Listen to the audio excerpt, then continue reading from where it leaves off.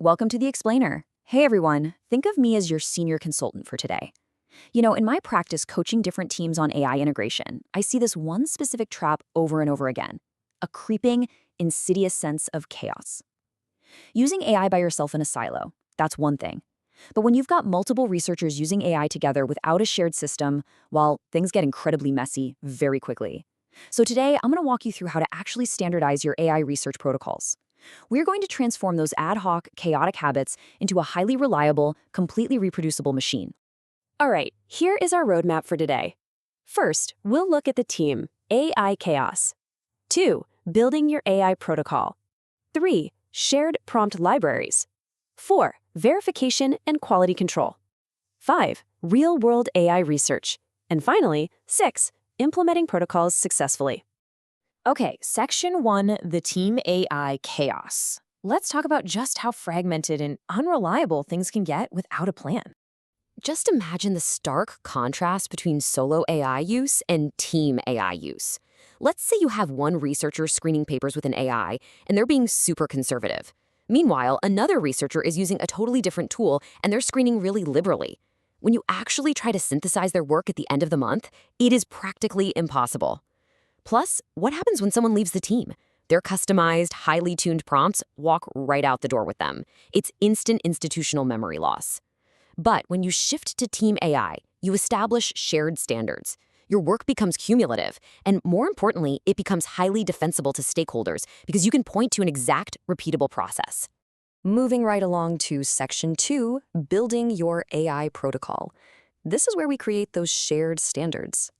To really make this shift, you have to think of team AI protocols exactly like lab protocols for traditional research. I mean, think about it. You wouldn't just let 5 different scientists calibrate a multi-million-dollar electron microscope 5 totally different ways and expect their data to match up, right?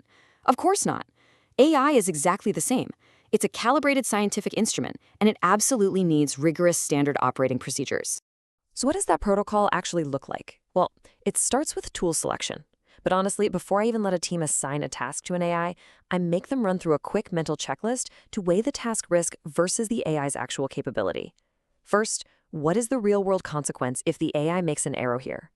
Second, is the AI's capability actually proven for this highly specific task? And third, is a human realistically capable of verifying the output? If the risk of failure is high and it's too hard to verify, do not automate it. Once you clear that hurdle, you document the exact prompts you're using, you strictly standardize your inputs so you aren't feeding that garbage data, and you set very clear verification rules. Section 3, shared prompt libraries. This is how we encode your team's hard-earned knowledge. Rather than having every single person reinventing the wheel every morning, teams need to encode their institutional knowledge into a version-controlled prompt library. We aren't just vaguely telling the team to use a prompt. We are explicitly saying, hey, run literature screening version 2.3. When one of your senior researchers figures out a brilliantly clever way to extract study characteristics, they save it as version 1. If someone else finds a slight improvement the next week, boom, it becomes version 1.1, and the entire team instantly benefits. That knowledge outlasts any single person. Now for section 4, verification and quality control, because we definitely need to catch those AI errors. Let's dive into blind verification. This step is absolutely vital because, and I cannot stress this enough, AI will confidently lie to you. As a consultant, I constantly see models generating fake academic citations that look perfectly, terrifyingly real, or completely fabricating statistical data just to give the user the answer it thinks they want. To catch this, you have member A screen the papers with the AI. Then member B comes in and spot checks a sample, completely blind to member A's decisions. When you compare their reliability, you aren't just catching AI hallucinations, you are actually standardizing human judgment across your entire team. Another fantastic approach is staged verification. In this setup, all members use the AI to screen, but the main goal is rapidly isolating the discrepancies. Whenever the AI expresses uncertainty, or whenever a team member actively disagrees with the AI's output, you isolate those edge cases.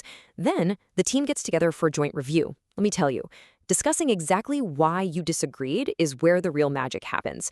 It calibrates everyone's critical judgment skills, and usually, it leads directly to updating that shared prompt library we just talked about. Okay, section 5, real-world AI research. Let's look at these protocols actually in action. Let's ground this with a real case study of a systematic review protocol. Imagine a health services team that conducts massive ongoing systematic reviews. Instead of everybody logging into their own personal AI accounts and doing their own thing, they use a single, shared, centralized project workspace. They carefully configure it with the team's precise inclusion and exclusion criteria, and they mandate a standard input format for everyone. Here is the exact workflow they run. Step 1. They screen the literature using the officially agreed-upon version 3.2 prompt. Step 2. They extract the data using a universally shared template. Step 3 is crucial. They have a hard verification gate. This is a monthly 10% spot check done by a different team member to track accuracy. If their agreement falls below 90%, everything pauses and they refine the prompt. And finally, step 4. Every single session is logged: who screened it, when they did it, and how many papers were processed. Following a structured, highly visible process like this is exactly how you get systematic, high-quality, and completely reproducible reviews. Finally, Section 6. Implementing protocols successfully. How do we pull this off while avoiding the common pitfalls? Look, in my experience coaching teams through this transition, I see a few fatal mistakes happen over and over again.